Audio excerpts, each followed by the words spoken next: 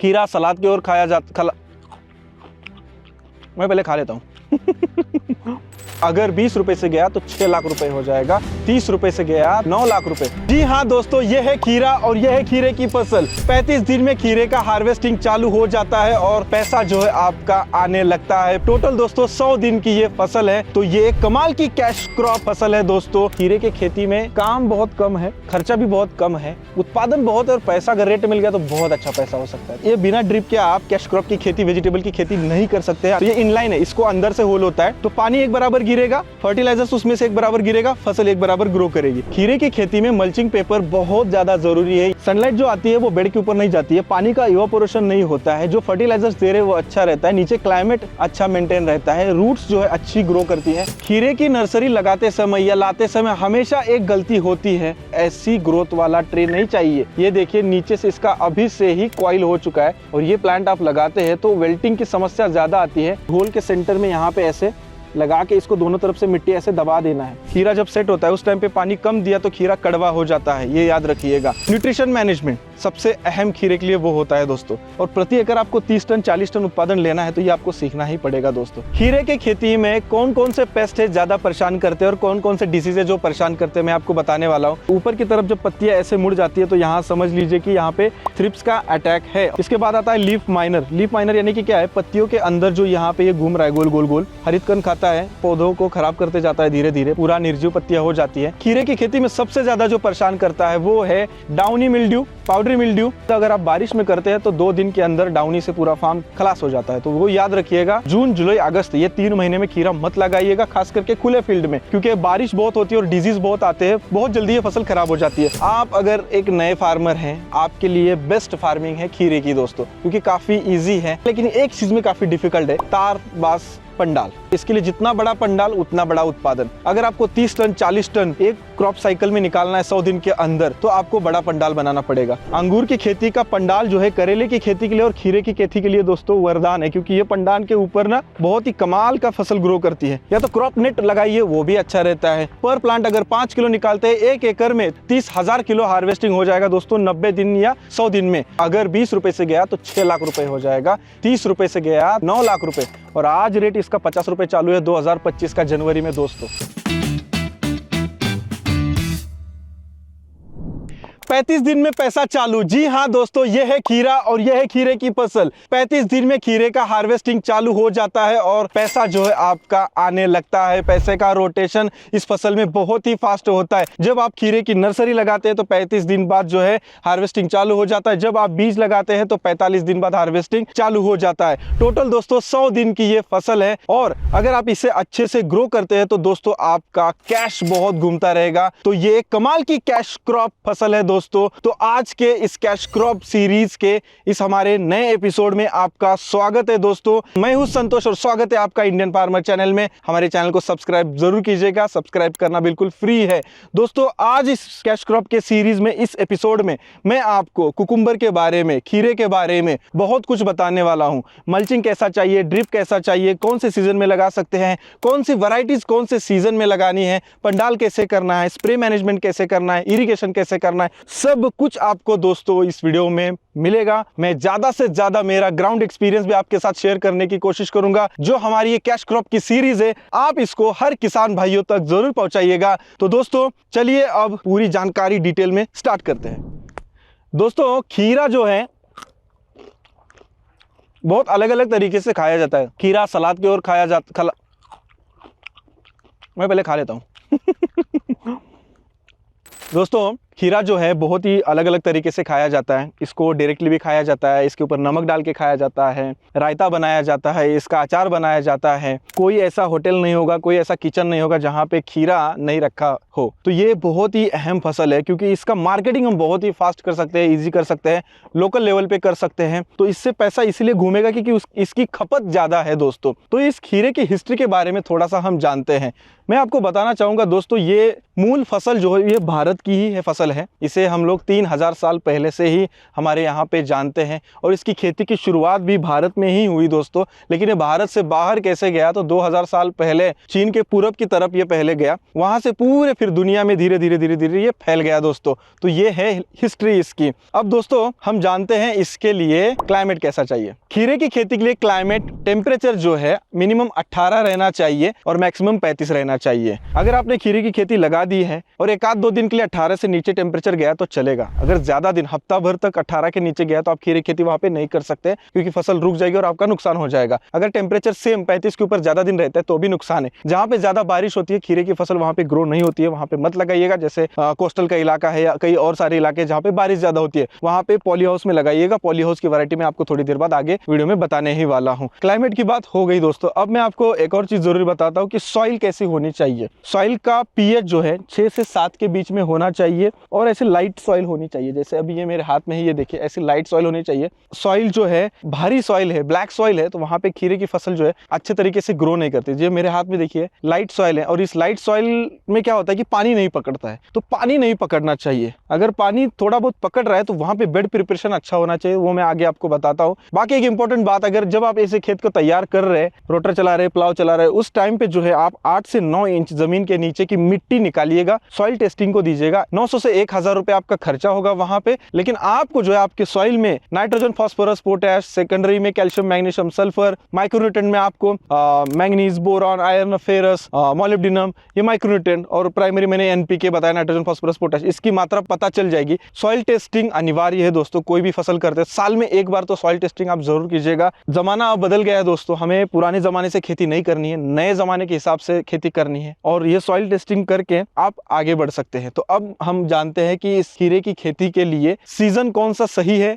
कौन से सीजन में लगाना चाहिए और वैरायटी कौन सी लगानी चाहिए। अभी मैं खीरे के फार्म पे आ चुका हूं जहां पे प्लांटेशन हुआ है, एक ही हफ्ता हो चुका है, अभी जनवरी का महीना और ये बेस्ट टाइमिंग होता है खीरे के प्लांटेशन के लिए। मैं आपको टाइमिंग बताता हूं दोस्तों कि सीजन पहले बताता हूं, वो जरूरी है। देखिए जब भी आप खीरा लगाने का सोचते हैं तो जून, जुलाई, अगस्त ये 3 महीने में खीरा मत लगाइएगा, खास करके खुले फील्ड में, क्योंकि बारिश बहुत होती है और डिजीज बहुत आते हैं, पत्तियां बड़ी बड़ी होती है, बहुत जल्दी ये फसल खराब हो जाती है। उस टाइम को आपको लगाना ही है और पैसा कमाना है तो आप पॉली हाउस में लगा सकते हैं। खीरा जो है सितंबर, अक्टूबर के बाद आप प्लांटेशन कीजिए चलेगा, जनवरी में प्लांटेशन कीजिए चलेगा, फरवरी में प्लांटेशन कीजिए चलेगा। अप्रैल मई में आप कर रहे हैं तो टेम्परेचर से प्रॉब्लम आ सकता है, उस टाइम पे आपको पॉली हाउस में जाना पड़ेगा। 2 सीजन है, एक तो रबी का सीजन है, अक्टूबर नवंबर में लगा सकते हैं, सितंबर में जैसे मैंने कहा सितंबर से स्टार्ट कर सकते हैं, अक्टूबर नवंबर तक प्लांटेशन कर सकते हैं। दूसरा जो ये जनवरी वाला सीजन है, मतलब गर्मी स्टार्ट होने से पहले वाला सीजन, यहाँ पे आप एक बार लगा सकते हैं, जैसे अभी यहाँ प्लांटेशन हो रहा है। अब वैरायटी यानी कि प्रकार कौन कौन से थे खीरे के? खीरे के 2 प्रकार होते हैं, एक होता है सीडलेस यानी कि उसमें बीज नहीं होता है, दूसरा होता है बीज वाला। 2 ही प्रकार होते हैं। आपको पहले आपके मार्केट में जाके देखना पड़ेगा कि आपके यहाँ पे सीडलेस बिकता है या बीज वाला बिकता है। सीडलेस जो है मेट्रो सिटीज में बहुत ज्यादा बिकता है दोस्तों। सीडलेस ज्यादातर पॉली हाउस में किया जाता है और सीडलेस में जो है बहुत सारे अलग अलग वैरायटी होती है। सीडलेस यानी कि दोस्तों ये हाइब्रिड खीरा होता है दोस्तों, और इसे पॉलिनेशन की जरूरत नहीं होती, ये सेल्फ पॉलिनेशन होते हैं। ये डार्क ग्रीन रंग का होता है, इससे ये एक्सपोर्ट भी होता है। और बीज वाले कौन से होते हैं दोस्तों, मैं आपको बीज वाले बताता हूँ। ये सेंट्रल भारत में उगाए जाते हैं, पानी की मात्रा इसमें ज्यादा होता है, होटल इंडस्ट्री में इसकी डिमांड ज्यादा होती है क्योंकि वहां पे रायता बनाया जाता है या अलग अलग जगह पे इस्तेमाल किया जाता है। उसके अलावा देसी खीरा में ये पतला और लंबी होता है, कभी कभी ये टेढ़ा भी हो जाता है। ये हाइब्रिड भी हो सकता है देसी खीरे में दोस्तों, क्योंकि अभी जो हाइब्रिड वैरायटीज बन रही है वो देसी टाइप से भी थोड़ी दिखती है। लेकिन अब मैं आपको दोस्तों बताना चाहूंगा कि वैरायटीज कौन कौन सी है जो अभी ट्रेंडिंग में है और वो आप लगा सकते हैं। मैंने कुछ नोट करके रखी है और इसमें से कई सारे वैरायटी हमारे यहाँ के फार्मर लगा रहे हैं और उनका एक्सपीरियंस भी बहुत अच्छा है। 1 एकड़ में 30 टन 40 टन खीरा उन्होंने निकाला है, 100 दिन में उत्पादन बम्पर निकाला है। इतना उत्पादन निकलेगा तो काफी अच्छा आप कैश कमा सकते हैं। जी हाँ, कैश क्रॉप सीरीज में हम स्पेसिफिकली आपको कैश कमाने के बारे में ही बता रहे हैं दोस्तों, क्योंकि फसलों में आप अच्छे से करते तो कैश कमा सकते हैं। आपके सामने ये जो वैरायटी है ये है नाजिया वैरायटी दोस्तों, ये है ईस्ट वेस्ट सीड की नाजिया वैरायटी। इसके बाद दोस्तों एक वैरायटी है चित्रा, चित्रा नाम की एक वैरायटी है हाई वेज सीड। ये मैं हाइब्रिड वैरायटीज बता रहा हूँ, यही आप लगाइएगा। नाजिया वैरायटी जो है महाराष्ट्र में अच्छी आती है, तो जैसे महाराष्ट्र का क्लाइमेट है उस हिसाब से क्लाइमेट जब आपके यहाँ पे रहता है तब आप लगा सकते हैं। प्रभु नेत्रा सीड्स की है, मालिनी है सेमिनिस सीड की, सुमित्रा है एसएन एग्री साइंस की, बेल्ले है बीएएसएफ की। ऐसे अलग अलग वैरायटी है दोस्तों। ये वैरायटी के नाम आप नोट कर लीजिएगा, स्क्रीन पे मैं डाल दे रहा हूं। और ये नाजिया जैसे वैरायटी है दोस्तों, ये एकदम डार्क ग्रीन है और ये मार्केट में इसकी डिमांड अच्छी रहती है। चित्रा जो है वो लॉन्ग सेगमेंट आती है, लाइट ग्रीन होती है। और लॉन्ग सेगमेंट में आने की वजह से जहां पे लॉन्ग सेगमेंट में खीरा बिकता है वहां पे आप चित्रा का इस्तेमाल कर सकते हैं। उसके अलावा मैं आपको बताता हूं, लाइट कलर में आती है शाइनी, सागर, शिवालिक, आकांक्षा। डार्क कलर में प्रभु, जैसे मैंने आपको बताई। पॉली हाउस में खास करके आता है सनस्टार, मल्टी स्टार, ये रिजवान की वैरायटी है दोस्तों, आप इस्तेमाल इनके कर सकते हैं। उसके बाद जिप्सी है जो कि ओल्ड वैरायटी है, फेमस है। इतने वैरायटी है दोस्तों, और ये वैरायटी में कंफ्यूजन मत कीजिएगा, ये वैरायटीज रिकमेंड की गई है दिसंबर से लेके अप्रैल मई तक। बरसात में इसमें से कोई वैरायटी रिकमेंडेशन नहीं है, क्योंकि खीरा जो है गर्मियों में खाया जाता है, ज्यादातर सलाद में इस्तेमाल किया जाता है, तो गर्मियों में इसकी डिमांड भी ज्यादा रहती है, बिकता भी फास्ट है। जैसे शादियों का सीजन होता है गर्मियों में, वहां पे भी ज्यादा बिकता है। ये तो हो गया दोस्तों वैरायटी। अब वैरायटी के बारे में मुझे लगता है कि आपका सारा कंफ्यूजन यहाँ पे क्लियर हो चुका है। दिमाग में कोई भी अगर शंका हो तो कमेंट बॉक्स खाली है दोस्तों, कमेंट में जरूर बताइएगा। और आप दोस्तों कहाँ से हैं और आपके पास कितनी एकड़ जमीन है, ये कमेंट सेक्शन में आप मुझे जरूर बताइएगा। मेरे पास 11 एकड़ जमीन है, उसमें मैं 4-5 प्रकार की फसलें करता हूँ, सीजन वाइज अलग अलग करता हूँ। उसमें मैं कैश क्रॉप भी करता हूँ, फ्रूट्स की भी खेती करता हूँ, जैसे अंगूर है मेरे पास, अभी शुगर केन भी करता हूँ। तो अलग अलग टाइप का मैं करता रहता हूँ। मेरा मेथड कैसे रहता है कि saving account, current account, fix account. जैसे मेरा करंट अकाउंट यानी कि मैं वेजिटेबल्स लगाता हूँ, सेविंग यानी कि मेरा साल में एक बार अंगूर देता है और मेरा शुगर केन देता है। मेरे पास फिक्स एफडी नहीं है अभी, फिक्स डिपॉजिट। एफडी में क्या होता है कि बड़े, जैसे कि लाल चंदन हुआ या मिलिया डूबा हुआ, जो 10 साल 8 साल बाद रिटर्न्स मुझे मिलेगा, उसके लायक मेरे पास अभी जमीन नहीं है वैसी पड़ी पड़ी। अब दोस्तों हम जानते हैं इसमें नेक्स्ट क्या करना है। दोस्तों मेरा एक ऑब्जर्वेशन ये है कि कोई भी नया फार्मर जब खेती में आता है ना, तो वो वैरायटी के बारे में पूछताछ नहीं करता है, उसको डिजीज कौन से आते हैं, फसल को न्यूट्रिशन कैसे देना है, इसके बारे में अभ्यास नहीं होता है और डायरेक्ट कूद जाता है। ये मल्चिंग पेपर नहीं बिछाता है। तो ये जो प्रोसीजर है ना, स्टैंडर्ड प्रोसीजर है, इसको फॉलो नहीं करते। एक एग्जांपल मैं बताता हूँ, अगर हमें कोई भी जॉब करना है तो हम उसके लिए पहले डिप्लोमा करते हैं, डिग्री करते हैं, इतनी बड़ी लंबी पढ़ाई करते हैं, कक्षा 1 से लेकर ग्रेजुएशन तक। पढ़ाई करने के बाद हम अलग अलग कोर्सेस भी करते हैं और उसके बाद फिर हम जॉब करते हैं 20,000 25,000 का। फिर खेती में ऐसा क्यों नहीं है भाई? आप साल भर सीखो, 6 महीना सीखो कम से कम उसके बारे में। कोई एक फसल आप लगाने जा रहे हो तो भाई ये एक साइंस है। इन पौधों के साथ अगर आप बोल नहीं पाओगे, इन पौधों की प्रॉब्लम नहीं समझ पाओगे,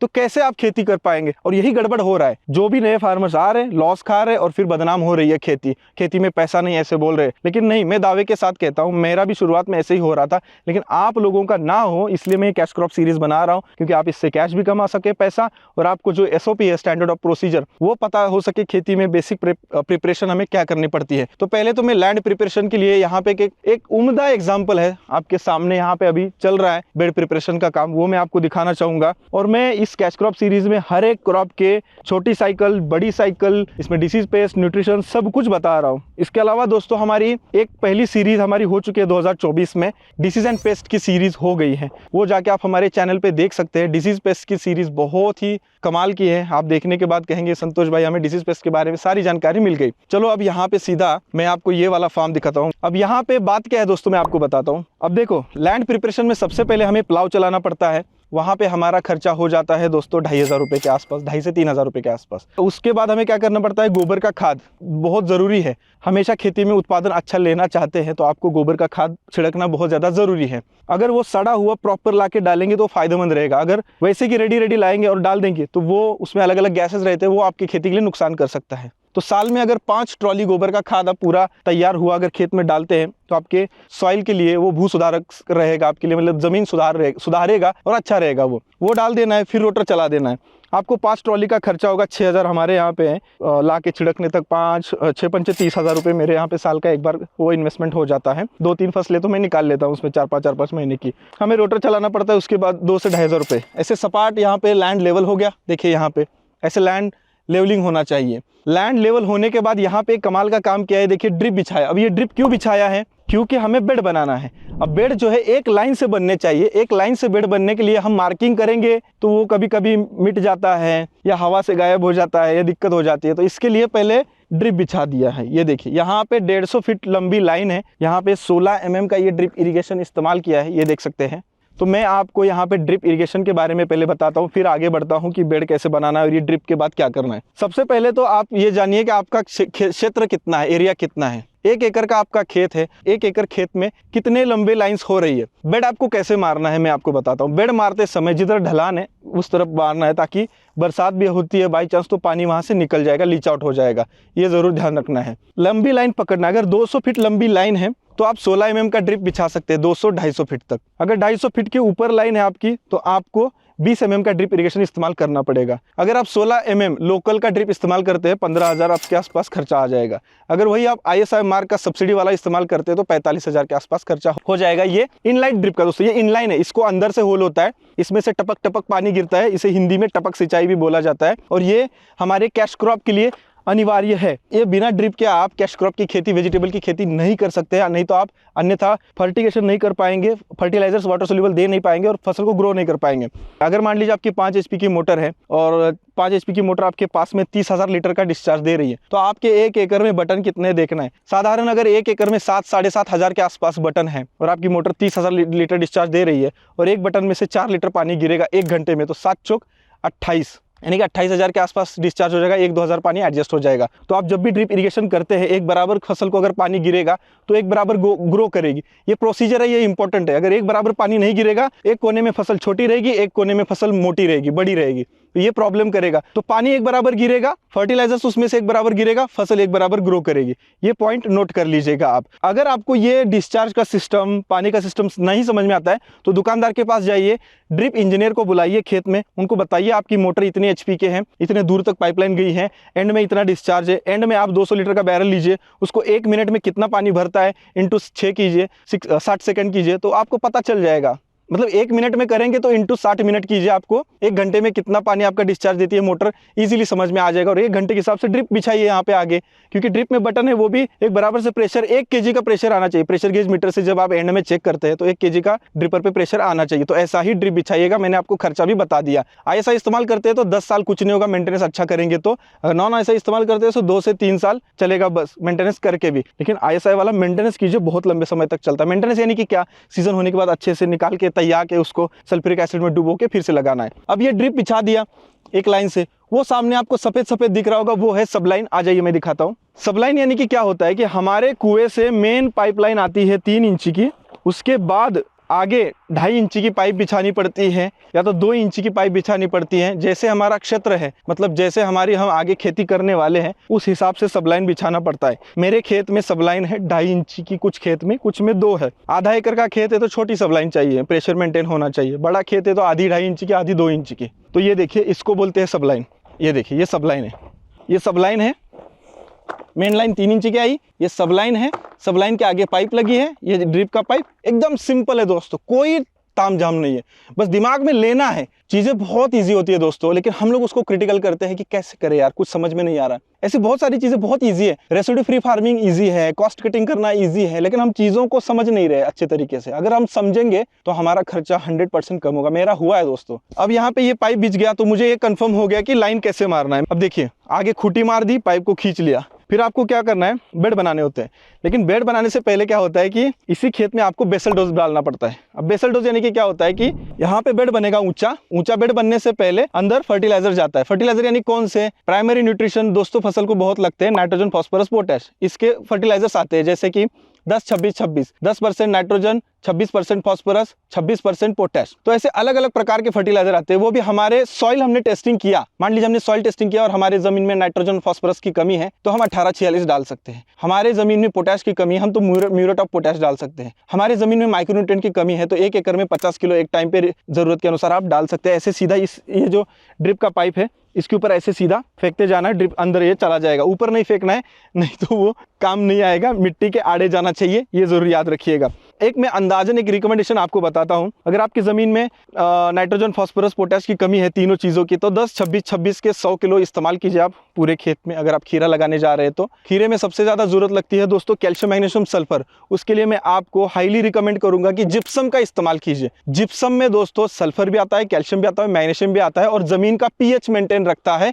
पीएच यानी कि जो मैंने शुरुआत में बताया था जमीन का पीएच 6 से 7 रहना चाहिए, वो जो एसिडिक की तरफ जाता है तो जिप्सम उसको मेंटेन रखता है, 6.5-7 के आसपास रखता है। तो जिप्सम जरूर इस्तेमाल कीजिएगा।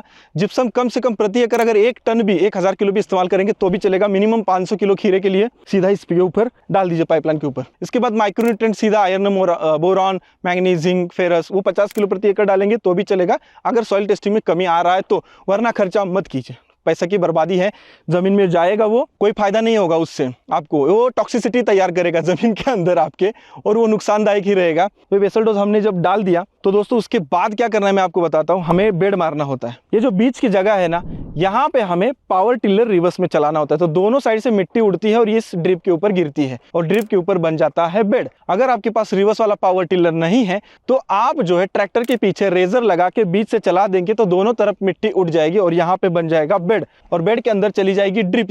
ये ड्रिप अंदर चली जाने के बाद बस इसको उठा के ऊपर लेना है ताकि एक बराबर लाइन में बेड बन जाएगी और जो बेड बनाने वाला बंदा है उसको भी एक लाइन दिखाई देगी। तो इसलिए मैं बता रहा हूँ दोस्तों, ऐसा ही आपको करना पड़ेगा क्योंकि ये मैं 10 साल से सीखते एक स्टैंडर्ड प्रोसीजर पे हमारे यहाँ के सारे किसान आ चुके हैं। मैं ही नहीं, मेरे यहाँ के सारे किसान ही अच्छे तरीके से करते हैं। अभी देखिए यहाँ पे पहले अंगूर की खेती थी।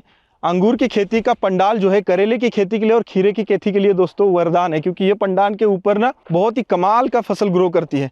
यहाँ पे भी सारी प्रोसीजर फॉलो की है। देखिए मल्चिंग है, ड्रिप है, पंडाल के लिए सिस्टम है, सब कुछ फॉलो किया गया है। बेड बन जाता है तो उसके बाद हमें बनाना पड़ता है। उसके बाद हमें क्या है, ड्रिप ऊपर लेना है, ड्रिप का टेस्टिंग करना है, हमारी ड्रिप सही से चल रही है कि नहीं, पानी ऑन करके हमें देखना है कहीं लीकेज तो नहीं है, फट तो नहीं गई है, सब कुछ चेक किया, पुरानी है तो नहीं है तो कोई दिक्कत नहीं उतना। उसके बाद हमें बिछाना पड़ता है मल्चिंग पेपर। खीरे की खेती में मल्चिंग पेपर बहुत ज़्यादा ज़रूरी है, ये एक बात दिमाग में डाल लीजिए। ये क्या करता है, सनलाइट जो आती है वो बेड के ऊपर नहीं जाती है, पानी का इवापोरेशन नहीं होता है, जो फर्टिलाइजर्स दे रहे हैं वो अच्छा रहता है, नीचे क्लाइमेट अच्छा मेंटेन रहता है, रूट्स जो है अच्छी ग्रो करती है। ओवरऑल इसके फायदे हैं। दिक्कत एक है बस, जब सीजन हो जाता है तो इस मल्चिंग पेपर के टुकड़े हमारे फार्म में रह सकते हैं, तो उसको अच्छे से बीन लेना है, वहां पे थोड़ा बहुत खर्चा हो सकता है। तो दोस्तों मैंने आपको बताया बेड बनाने का खर्चा हो जाता है पावर टिलर से 2500 रुपए, ट्रैक्टर से 2-2500 रुपए, ड्रिप का भी मैंने खर्चा बताया। मल्चिंग का खर्चा लग जाता है प्रति एकड़ दोस्तों 6 से 7 बंडल। 7 बंडल आप लेते हैं, अगर 25 माइक्रोन का अच्छा पेपर आप लेते हैं तो 17,500 के आसपास खर्चा हो जाएगा आपका दोस्तों। जो मल्चिंग 2500 रुपए का अच्छा 25 माइक्रोन का आता है और बिछाने का 5000 रुपए लेते हैं तो टोटल 22-23 रुपए खर्चा हो जाएगा। लेकिन दोस्तों डिस्टेंस, खीरे के खेती में डिस्टेंस कितना होना चाहिए वो एक चीज यहाँ पे रह गई थी। लाइन टू लाइन यहाँ पे खीरे की खेती में 5 फीट रहना चाहिए, ये याद रखिएगा। अगर बरसात में कर रहे हैं तो 6 फीट। बरसात में मैं रिकमेंड तो नहीं करता हूँ, आपकी जिम्मेदारी पे आप कीजिए। जब आप अच्छा सीख जाएंगे तो आप कर सकते हैं, क्योंकि उसमें बरसात में काफ़ी अच्छे से ध्यान देना पड़ता है। 5 फीट लाइन टू लाइन रखना है। और जब आप मल्चिंग पेपर ऐसे बिछा देते हैं तो मैं आपको सीधा वो फसल पे लेके चलता हूँ, वहां पे दिखाता हूँ कैसे होल लिए गए। तो मैं आपको होल के बारे में बता रहा था। जब मल्चिंग पेपर हम बिछा देते हैं उसके ऊपर होल लेना पड़ता है। तो जब भी आप होल लेते हैं खीरे के लिए स्पेशली, तो आपको 2 फीट अंतर रखना है होल टू होल और जिगजैग लगाना है। एक प्लांट ऐसे, एक प्लांट ऐसे, एक प्लांट ऐसे, ऐसे ऐसे जिगजैग लगाना है। सामने कोई प्लांट नहीं रहना चाहिए, क्योंकि इसकी कैनोपी बहुत होती है, पत्ते बड़े बड़े होते हैं, तो डिजीज से बहुत बड़ा प्रॉब्लम आ सकता है, फसल खराब हो सकती है। 2 फीट बराबर रखना है और ऐसे रखना है आपको जितना भी बाहर हो सके। 2 फीट तो नहीं हो पाएगा क्योंकि बेड के बाहर चला जाएगा, प्लांट ड्रिप के पास में नहीं रहेगा। ड्रिप का भी ध्यान रखना है, लेकिन ड्रिप से ज्यादा दूर आप प्लांट लगाएंगे तो उसको न्यूट्रिशन फर्टिगेशन जो आप कर रहे हो वो जल्दी नहीं लागू होगा और पानी भी जल्दी नहीं लागू होगा। गर्मियों में कभी कभी कम टाइम में आपको पानी देना पड़ता है, तो ये ड्रिप पे भी ध्यान दिया कीजिए आप। तो होल लेने के लिए आपको एक सिंपल जुगाड़ होता है, वो नीचे जो है पाइप रहता है लोहे का, उसको होल्स रहते हैं, उसमें कोयला डाल के उसको गर्म करना पड़ता है और इसमें सीधा होल मारते जाएंगे तो सीधा होल पड़ जाते हैं। 5000 5,500 में जो है 1 एकड़ का मल्चिंग बिछा के होल मार के हो जाता है। हमारे यहाँ पे हर एरिया में अलग अलग हो सकता है। मल्चिंग को पूरा मत पैक कीजिएगा, ये ध्यान दीजिएगा। और बेड को जितना भी ऊंचा ले सकते उतना ऊंचा लीजिए, क्योंकि जड़ें उतना अच्छी ग्रो करेगी और फसल उतनी अच्छी आएगी। तो चलिए अब हम जानते हैं नर्सरी के बारे में और प्लांटेशन के बारे में। खीरे की नर्सरी लगाते समय या लाते समय हमेशा एक गलती होती है और वो गलती आपसे अब नहीं होगी, क्योंकि मैं आपको दिखाने वाला हूँ क्या गलती होती है। ये देखिए यहाँ पे भी हुई है दोस्तों। ये ट्रे हमने दिखाने के लिए आपके लिए लाया है, खास करके ये जो है इसकी ग्रोथ थोड़ी ज्यादा हो चुकी है। ऐसी ग्रोथ वाला ट्रे नहीं चाहिए। ये देखिए नीचे से इसका अभी से ही कॉइल हो चुका है। अगर ये ऐसा कॉइलिंग हो जाएगा और ये प्लांट आप लगाते हैं तो वेल्टिंग की समस्या ज्यादा आती है। ये रूट नीचे वाला ऐसे गोल रहता है और ये साइड में ग्रो हो जाता है। तो हमेशा याद रखिए कि ये पत्ता जब इतना छोटा होता है 2 पत्ते तभी प्लांटेशन करना है आपको। ये इतना बड़ा पत्ता नहीं होना चाहिए और इतने ज़्यादा भी रूट्स नहीं होने चाहिए, क्योंकि कॉइलिंग की समस्या आपको ज़्यादा आ सकती है। तो ये याद रखिएगा। और ये ट्रे, ऐसे ट्रे आपको इस्तेमाल नहीं करने हैं। ये गोल ऐसे रहता है, ऐसा ट्रे में नहीं होना चाहिए। नीचे जो ऐसे चौकोन वाला ट्रे होता है उसमें गोल जड़ें घूम नहीं पाती है, गोल वाले में जल्दी घूम लेती है। तो ये याद रखिएगा। अभी भी आप इसके नीचे देखेंगे तो आपको ऐसे दिखेगा, सीधा सीधा दिख रहा होगा। मेरी सब दिख रहा है भाई कैमरा में? चलो सही है। तो ये देखिए, तो ऐसा नर्सरी आपको नहीं लगाना है, ये याद रखिएगा। अब मैं बताता हूँ, इससे छोटी जब नर्सरी आप आइडियल नर्सरी लाते हैं, सुडोमोनास नाम का एक जीवाणु आता है दोस्तों। ये एक अच्छा प्रकार का फंगस है, उसका अगर हम इस्तेमाल करते हैं तो इसमें हमें विल्टिंग की समस्या नहीं आएगी। हमें एक टब लेना है बड़ा सा। सुडोमोनास अगर आप लेते हैं प्रति लीटर 5 ml के हिसाब से 30 लीटर का टब भर के लीजिए, उसमें 5 ml सुडोमोनास प्रति लीटर के हिसाब से 150 ml सुडोमोनास डाल लीजिए। इस ट्रे को पूरा ऐसे उठाइएगा और उसमें से ऐसे डुबो के निकालिए 3-4 सेकंड। इसमें पानी पूरा बैठ जाएगा तो इसमें सुडोमोनास जाएगा, तो इसमें जो भी फंगस कोकोपीट से आया है वो खा जाएगा और आपके लिए वो बेस्ट रहेगा। इसके साथ साथ आप माइकोराइजा भी ले सकते हैं। माइकोराइजा लिक्विड वाला 5 ml प्रति लीटर के हिसाब से 150 मिली वो भी डाल के डुबो के निकाल सकते हैं। माइकोराइजा जड़ों की ग्रोथ के लिए अच्छा रहेगा। तो दोस्तों ये मैं आपको थोड़ा सा प्रैक्टिकल के लिए दिखा रहा हूँ। ये नर्सरी आप ऐसा मत लगाइएगा। जब भी आप नर्सरी लगाते हैं तो शाम के 3 बजे के बाद ही खीरे की नर्सरी लगाइए, 2-3 बजे के बाद ही। 1 एकड़ में आपको नर्सरी लगाया तो 6 से 6,500 हज़ार आपको नर्सरी लगेगी। इसकी कीमत होती है 60 पैसा से लेके 1 रुपये तक आएगी दोस्तों। ये ईस्ट वेस्ट शेड की नाजिया वैरायटी है। ये वैरायटी बहुत ही बेहतर है उत्पादन के लिए। आप लोग भी लगा सकते हैं, ट्राई कर सकते हैं। आपके क्लाइमेट के अनुसार अलग अलग वैरायटीज़ आपको ट्राई करना पड़ेगा दोस्तों। मेरे यहाँ पे ये बेहतर रहता है उत्पादन के लिए। अभी 2 साल से, उसके पहले जिप्सी, शाइनी, ये वैरायटीज़ मेरे यहाँ पे बहुत अच्छी चलती थी। अभी ट्रेंडिंग में ये नाजिया चल रही है यहाँ पे। अगर मैं इसको यहाँ पे ऐसे दिखाता हूँ आपको, लगाने से पहले 12-12 घंटे 3 बार पानी देना है, 1 दिन सूखने देना है, वापसा कंडीशन तैयार करना है। वापसा कंडीशन जब तैयार हो जाएगी तो ऐसे सरिया से इसको हिला देना है और होल के सेंटर में यहाँ पे ऐसे लगा के इसको दोनों तरफ से मिट्टी ऐसे दबा देना है। ये होल गर्मी में 3 इंच का, 2.5 इंच का होना चाहिए, बरसात में 2 इंच का, ये याद रखिएगा। और देखिए ये वाले प्लांट्स कितने सही लगाए हैं, पुराने वाले कितने अच्छे ग्रोथ में है, ये देखें। तो ऐसे ध्यान दे के ही दोस्तों आप लगाइएगा। मैं यहाँ से ये निकाल देता हूँ, कोई फ़ायदा नहीं है इसका, इसलिए मैंने आपको दिखाया। और ये नर्सरी में जो है जब भी आता है ऐसा लीफ माइनर नहीं आना चाहिए। देखिए यहाँ पे लीफ माइनर है। तो जब भी आप नर्सरी लाते हैं तो हाइजीन, साफ सुथरी नर्सरी आपको चाहिए, क्योंकि नर्सरी में गड़बड़ हो गया तो सब कुछ गड़बड़ हो जाएगा। ये याद रखिएगा ध्यान से दोस्तों। तो ऐसे हमारा यहाँ पे नर्सरी लाना है, फिर प्लांटेशन करना है।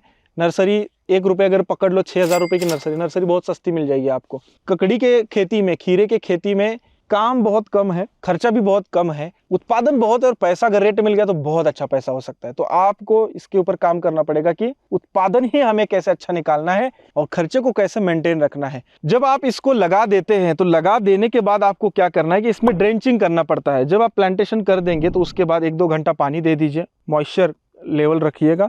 उसके बाद हमें इसमें ड्रेंचिंग देना पड़ता है। ड्रेंचिंग यानी कि क्या है दोस्तों, हर प्लांट को 50-50 ml पानी के साथ जो है फर्टिलाइजर दिया जाता है।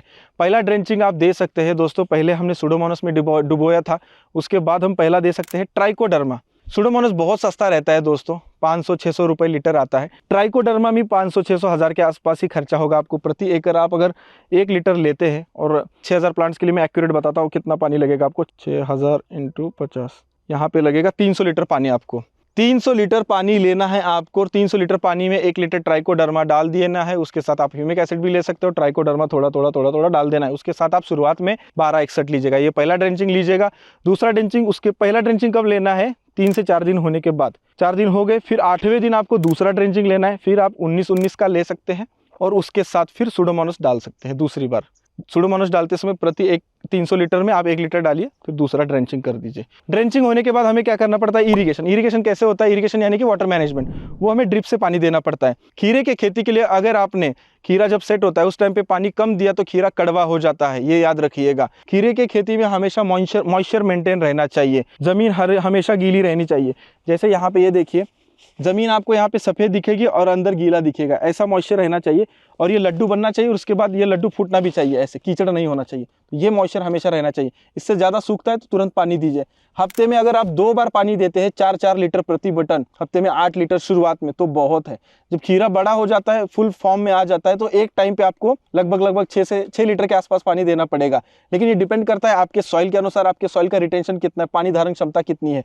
हमारे यहाँ जनरल 120-130 रिटेंशन है। हैं, पानी पकड़ने की क्षमता बोलते हैं इसको दोस्तों, ये नंबर में गिना जाता है। अगर ये 130 120 है तो पानी बहुत लीच आउट होता है, ये 200 के आसपास है तो पानी बहुत पकड़ता है। उसके लिए आपको जब सॉइल टेस्टिंग करते हैं तो फिजिकल सॉइल टेस्टिंग करना पड़ेगा, केमिकल सॉइल टेस्टिंग करना पड़ेगा। उसमें आपको पता चलेगा कि आपकी सॉइल कौन सी है। हमारी ये क्ले लोम सॉइल है दोस्तों। ऐसे सॉइल के प्रकार होते हैं तो पानी इसमें बहुत कम पकड़ता है, तो इसके लिए हमें पानी ज़्यादा देना पड़ता है। तो आपकी ज़मीन कौन से उसके हिसाब से आप मॉइस्चर मेंटेन कीजिए। सीधे भाषा में कहा जाए तो बस आपको वापसा कंडीशन पे रखना है कि ज़मीन में हल्का हल्का पानी हमेशा रहना चाहिए। अगर आपको ये समझ में नहीं आता, आप फार्म पे नहीं रहते ज़्यादातर, आप सॉइल सेंसर डाल सकते हैं। सेंसर से आप समझ सकते हैं कि पानी की मात्रा कितनी है, लेकिन वहाँ पे भी आपको रोज सेंसर पे भी देखना पड़ेगा और हफ्ते में 1-2 बार हाथ से भी चेक करना पड़ेगा, ये देखना पड़ेगा। तो इरिगेशन ऐसे ही होता है, आप कुएं का पानी, नदी का पानी, तालाब का पानी हर जगह का इस्तेमाल कर सकते हैं। बस खारा पानी खीरे के लिए नहीं चलता है, खारे पानी में आप खीरे खेती नहीं कर सकते हैं। और इरिगेशन में प्रॉपर ध्यान दीजिएगा, आपका खीरा अच्छा आएगा। अब न्यूट्रिशन मैनेजमेंट सबसे अहम खीरे के लिए वो होता है दोस्तों। खीरा जब आप लगा देते तो 35 दिन बाद स्टार्ट होता है, यानी कि आपने खीरा लगा दिया, पहला 12 दिन तो आपका लगभग गया ड्रेंचिंग में ही, 2-3 ड्रेंचिंग आपने दे दिया तो 10-12 दिन वहाँ पे चले गए। फिर 15-20 दिन बाद फिर हार्वेस्टिंग चालू हो जाता है। तो उस 20 दिन के अंतराल में आपको क्या देना है, तो सबसे पहले शुरुआत में आपको देना है नाइट्रोजन, फास्फोरस, पोटैश, यानी कि 19-19-19 की एक ग्रेड देनी है। 19% नाइट्रोजन, 19% फास्फोरस, 19% पोटैश रहता है उसमें। वो पहले प्रति एकड़ आपको 5 किलो के हिसाब से देना है दोस्तों, वो याद रखिएगा। उसके बाद आपको क्या करना है, जब ग्रोथ में आने लगता है, फ्लावरिंग सेट होने लगता है, तो आपको 12-61 देना है। उसी टाइम पे फुटाव ज्यादा होगा। 12% नाइट्रोजन, 61% फास्फोरस, ये एनपीके की ग्रेड है। फसल को सबसे ज्यादा लगता है नाइट्रोजन, फास्फोरस, पोटैश, ये आपको बहुत ज्यादा ध्यान देना पड़ता है। उसके बाद लगता है सेकेंडरी कैल्शियम, मैग्नीशियम, सल्फर, उसके बाद लगता है माइक्रोन्यूट्रिएंट। तो न्यूट्रिशन मैनेजमेंट में ये जो भी आपको मैं बता रहा हूँ, ये वाटर सोल्यूबल ग्रेड्स है। वाटर सोल्यूबल की बोरी आती है दोस्तों, वो बोरी 25 किलो की रहती है। वो वाटर सोल्यूबल हमें लाना पड़ता है और फसल को देना पड़ता है। एक टाइम पे प्रति एकड़ 5 किलो से 4 किलो से 5 किलो बहुत है, उससे ज्यादा मत दीजिए। कई लोग 10 किलो 20 किलो डालते हैं, वहीं पे खर्चा बढ़ जाता है, सोचते हैं कि 10 किलो डाल दो तो ज्यादा लगेगा फसल को। ऐसा नहीं है दोस्तों। रिकमेंडेशन, ये वाटर सोल्यूबल जो फर्टिलाइजर अभी आया है, ये इजराइल से आया है दोस्तों। इजराइल ने इसका रिसर्च किया है, क्योंकि वहाँ की उनकी ज़मीन उतनी उपजाऊ नहीं है। जब उपजाऊ ज़मीन नहीं है तो उन्होंने जो है अच्छे खाद बनाए जो वाटर सोल्यूबल है। लेकिन हमारी ज़मीन दोस्तों उपजाऊ है, तो हमें उतनी ज़रूरत नहीं है, हमें टच देने की ज़रूरत है बस। तो उसके हिसाब से सॉइल कंडीशन के अनुसार से हमें टच देना है बस। लेकिन अभी क्या ट्रेंड आया है कि इजराइल में वो टेक्नोलॉजी इस्तेमाल हो रही है, तो हम भी करेंगे, लेकिन ज़रूरत नहीं है उतने हेवीली इस्तेमाल करने की। तो 2 डोज हमारे हो गए। उसके बाद हमें फ्लावरिंग थोड़ा आगे बढ़ेगा तो हमें 13-40-13 देना है। उसके साथ कैल्शियम नाइट्रेट भी हम दे सकते हैं, या 13-0-45 के साथ हम कैल्शियम नाइट्रेट दे सकते हैं। कैल्शियम नाइट्रेट भी हमें 3 से 4 किलो देना है। खीरे की खेती में शुरुआत से लेकर अंत तक आपको हफ्ते में एक बार कैल्शियम नाइट्रेट जरूर दीजिएगा। 13-0-45 एक बार जरूर दीजिएगा। नाइट्रोजन और पोटैश जाएगा उसमें। इससे क्या होगा कि खीरा ग्रोथ में रहेगा पोटैश की वजह से, और कैल्शियम नाइट्रेट उसको टेढ़ा मेढ़ा होने नहीं देगा, एक साइज में रखेगा। ये बहुत ज़्यादा जरूरी है। महीने में एक बार माइक्रोन्यूट्रिएंट दीजिएगा, बहुत है, उससे ज़्यादा देने की जरूरत नहीं। आधा किलो 1 किलो देंगे, आधा किलो 2-2 बार देंगे, बहुत है। 3 महीने की फसल ही है ले दे के दोस्तों, 90 दिन की। उसमें भी अगर हम फर्टिलाइजर्स में भड़ीमार खर्चा करेंगे तो बहुत खर्चा हो जाएगा। मैक्सिमम फर्टिलाइजर में आपको 10-12 हज़ार रुपये इसमें खर्चा करना है, उससे ज़्यादा खर्चा करना ही नहीं है। पूरे लाइफ साइकिल में 15 हज़ार, उससे ज़्यादा आपको खर्चा नहीं करना है, क्योंकि दोस्तों हमें कम से कम खर्चे में उत्पादन लाना है, ये हमारा टारगेट है। तो आपको सिस्टमेटिकली जो है न्यूट्रिशन वो देना है वाटर से। तो वाटर से देते कैसे हैं, हमारा इंजन एचटीपी होता है, वहाँ पे हम बैरल भरते हैं, उसमें फर्टिलाइजर जो भी हमने एनपीके लाया वो डालते हैं, उसको मिक्स करते हैं, फिर ड्रिप से छोड़ते हैं, और वो यहाँ पे ड्रिप इरिगेशन से टपक टपक टपक नीचे गिरता है और पानी के साथ उसको फसल को लग जाता है। इसके अलावा आप न्यूट्रिशन में क्या कर सकते हैं, मान लीजिए आपको नाइट्रोजन बढ़ाना है जमीन में, तो आप एजोटाबैक्टर इस्तेमाल कर सकते हैं प्रति एकड़ 2 लीटर। फास्फोरस बनाना है तो पीएसबी आता है, पोटैश बढ़ाना है तो केएसबी, ये बैक्टीरिया है दोस्तों, ये बैक्टीरिया भी इस्तेमाल कर सकते हैं। तीनों मिक्स भी आते हैं, नाइट्रोजन, फास्फोरस और पोटैश के, एनपीके नाम से बैक्टीरिया। तो बैक्टीरिया छोड़ के जमीन में आप वो बढ़ाइए ना, नाइट्रोजन, फास्फोरस, पोटैश के, वो बेस्ट रहेगा न्यूट्रिशन में। वो भी आप अच्छे से इस्तेमाल करेंगे तो बेहतर ही रहेगा। तो ये याद रखिएगा, आपको सीखना पड़ेगा आपके ज़मीन के अनुसार, आपके पानी के अनुसार, आपके क्लाइमेट के अनुसार, आपके आसपास के एरिया के अनुसार, ये याद रखिएगा। और ऐसे होता है इसमें न्यूट्रिशन मैनेजमेंट। और एक ज़रूरी चीज़, न्यूट्रिशन मैनेजमेंट ऊपर से भी किया जाता है। इसको खीरा जब बहुत ज़्यादा ऊपर बढ़ जाते हैं तो आपको 12-61 ऊपर से स्प्रे करना पड़ता है, कैल्शियम ऊपर से स्प्रे करना पड़ता है, और इसको माइक्रोन्यूट्रिएंट के ऊपर से बहुत ज़रूरत पड़ती है, क्योंकि पत्ती बहुत बड़ी होती है। तो कभी कभी ऐसा होता है कि बहुत क्लाउडी वेदर रहता है तो प्रकाश संश्लेषण हो नहीं पाता है, तो वहाँ पे हमें माइक्रोन्यूट्रिएंट का स्प्रे भी करना पड़ता है। तो ये बहुत काम वाली चीज़ें है दोस्तों, ये बहुत दिमाग वाली चीज़ें हैं। ये आप सब सीखेंगे तब जाके अच्छा उत्पादन आप ले पाएंगे। और प्रति एकड़ आपको 30 टन 40 टन उत्पादन लेना है तो ये आपको सीखना ही पड़ेगा दोस्तों, आपको ट्रायल एरर करना ही पड़ेगा। पहली बार आप जब खेती में एंटर करते हो तो आपका एक्सपीरियंस थोड़ा अलग हो सकता है, उसके धीरे धीरे बाद आप मेरे साथ मैच कर पाएंगे, क्योंकि मैं थोड़ा थोड़ा सा एडवांस करने की कोशिश करता हूँ, एक्सपेरिमेंट करता हूँ, सेंसर्स हो या फर्टिलाइजर्स के ऊपर स्टडी करता हूँ। ये सारी चीज़ें मैं पिछले 10 सालों से कर रहा हूँ और हमारा ये इंडियन फार्मर को भी अभी 7 साल हो चुके हैं दोस्तों। और मैं हमेशा बोलता हूँ कि हमारे फार्मर के पास लैक ऑफ नॉलेज, मतलब नॉलेज का प्रॉब्लम हो चुका है। वो नॉलेज हमारे पास अभी प्रॉपर नहीं है खेती का। वो मैं भी कोशिश कर रहा हूँ, जहाँ से मिले लाऊं, आपको बताने की कोशिश करूँ। आपसे भी मैं बहुत सारी चीज़ें सीखता हूँ, कमेंट्स में मिलते हैं, अच्छे अच्छे फार्मर्स मुझे मिलते हैं, वो भी मुझे बताते हैं, वो मैं वीडियो के जरिए बताने की आपको कोशिश कर रहा हूँ इस कैश क्रॉप सीरीज में। अब इसके बाद हम जानते हैं डिसीज एंड पेस्ट मैनेजमेंट। खीरे के खेती में कौन कौन से पेस्ट है ज़्यादा परेशान करते हैं और कौन कौन से डिसीज है जो परेशान करते हैं, मैं आपको बताने वाला हूँ। सबसे पहले तो मैं आपको बताता हूँ पेस्ट। उसमें सबसे पहले जो है वो है थ्रिप्स। दोस्तों थ्रिप्स जो है बहुत परेशान करता है खीरे की खेती में।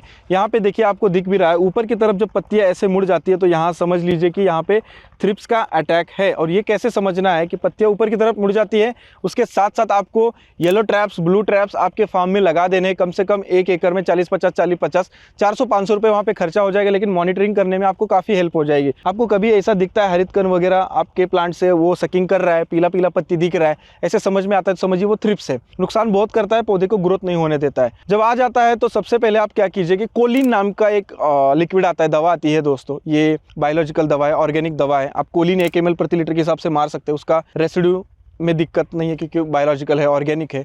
उसके अलावा दूसरा आप बैक्टीरिया का इस्तेमाल कर सकते हैं, जैसे कि बिविरिया मेटाराइजम वर्टिसिलियम है, इसका आप स्प्रे कर सकते हैं।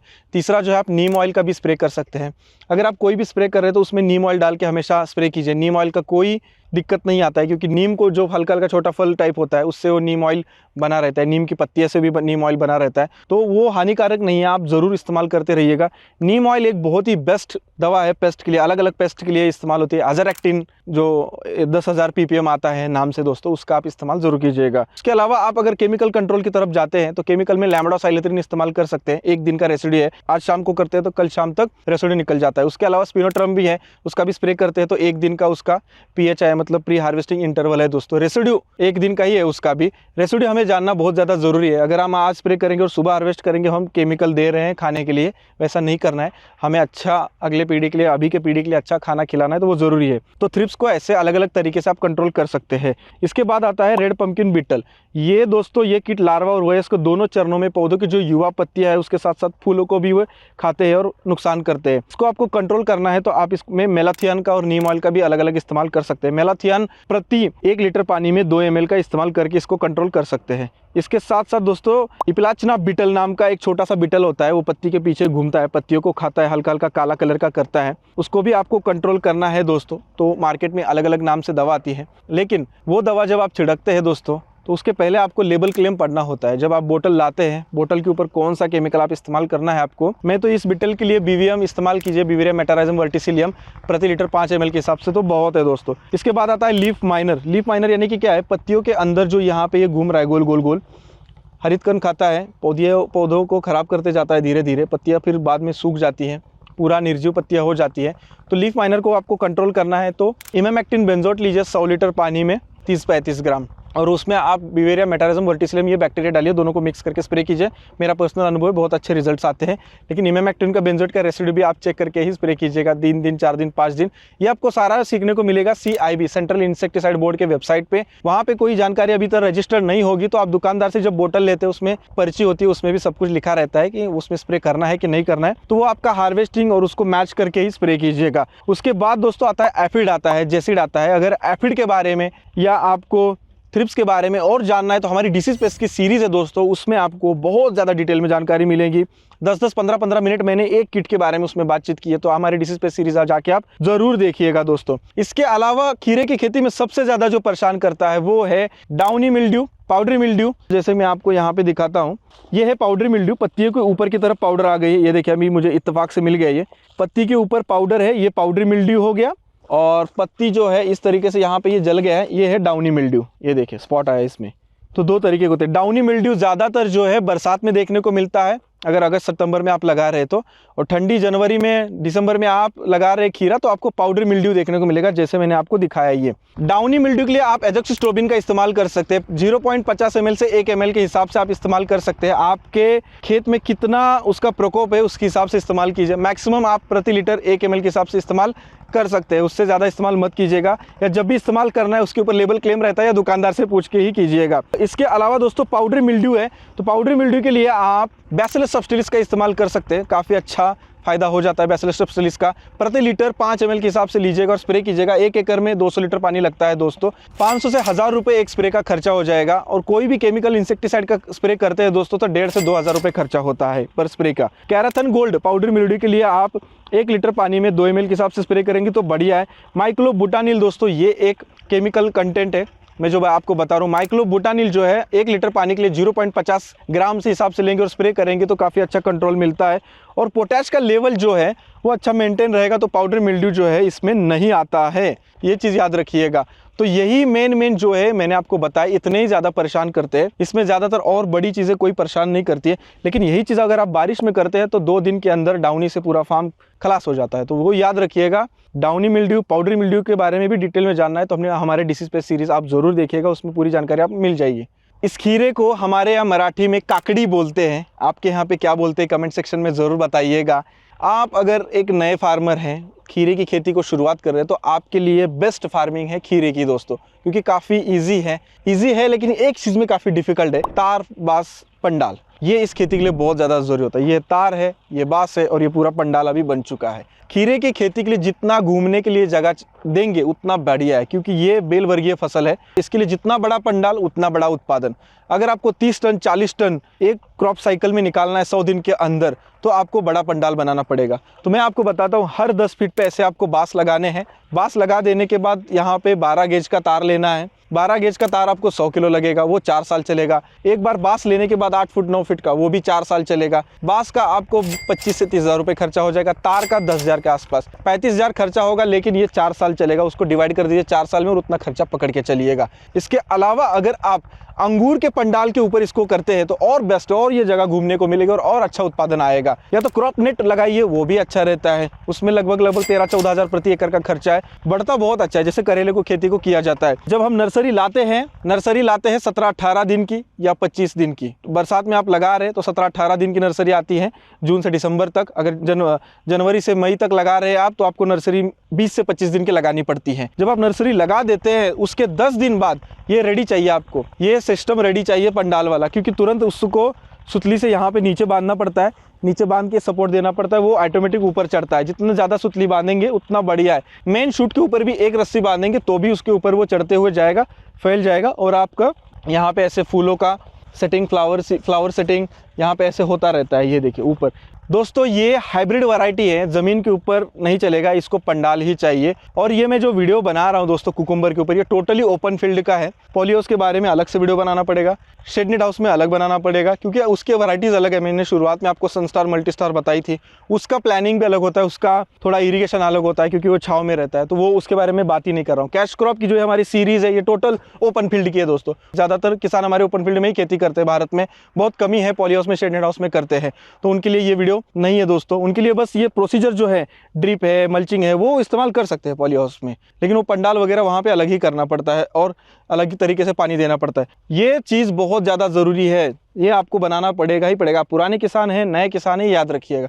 यही चीज़ अगर यहाँ तक अगर तार होती तो ये और ऊपर जाता, तो और बेस्ट रहता, और उत्पादन आपको बढ़ता। तो ये ऊपर आता है, फिर नीचे जाता है, फिर आप रस्सी बांधेंगे, वो चलता रहता है उसका साइकिल। लेकिन है ही कितना दिन, 90 दिन या 100 दिन का, लेकिन उसके लिए आपको करना पड़ेगा दोस्तों। ये बहुत ज़्यादा ज़रूरी है, तार बांस पंडाल। इसमें टोटल आपका खर्चा हो जाएगा, अगर सिंगल कॉस्ट पकड़ ले तो 40 से 45 हज़ार 1 एकड़ में हो जाएगा, वो 4 साल तक चलेगा। हमारे इस कैश क्रॉप सीरीज़ के अब मेन मुद्दे पे हम आते हैं। इसमें हमारा खर्चा कितना होगा और हमें प्रॉफिट कितना मिलेगा और हार्वेस्टिंग कितना होगा। दोस्तों शुरुआत से लेके अंत तक अगर आप अच्छा हार्वेस्टिंग करते हैं, पर प्लांट अगर 5 किलो निकालते हैं, 1 एकड़ में 43,560 स्क्वायर फीट में दोस्तों 6,000 प्लांट बैठते हैं। एक प्लांट में आखिरी तक अगर 5 किलो निकाला तो आपने 30,000 किलो हार्वेस्टिंग हो जाएगा दोस्तों 90 दिन या 100 दिन में। अगर हार्वेस्टिंग हम टोटल पकड़े, 20 हार्वेस्टिंग भी आपका कंप्लीट हुआ तो 20 हार्वेस्टिंग में 30 टन दोस्तों निकलेगा। 20 हार्वेस्टिंग में से मैंने मैंने कैसे पकड़ा, एवरेज तीसरे दिन मैंने हार्वेस्टिंग पकड़ा। कभी कभी लगातार 2 दिन भी निकालना पड़ता है, कभी 2 दिन बाद। एवरेज मैंने तीसरे दिन पकड़ा है यहाँ पे। तो यहाँ पे आपका 30 टन हार्वेस्टिंग हो जाएगा। तो 30 टन हार्वेस्टिंग दोस्तों यहाँ पे आपका अगर 20 रुपए से गया तो 6 लाख रुपए हो जाएगा। 30 रुपए से गया तो कितना होगा, 3 3 9 लाख रुपए। और आज रेट इसका 50 रुपए चालू है 2025 का जनवरी में दोस्तों।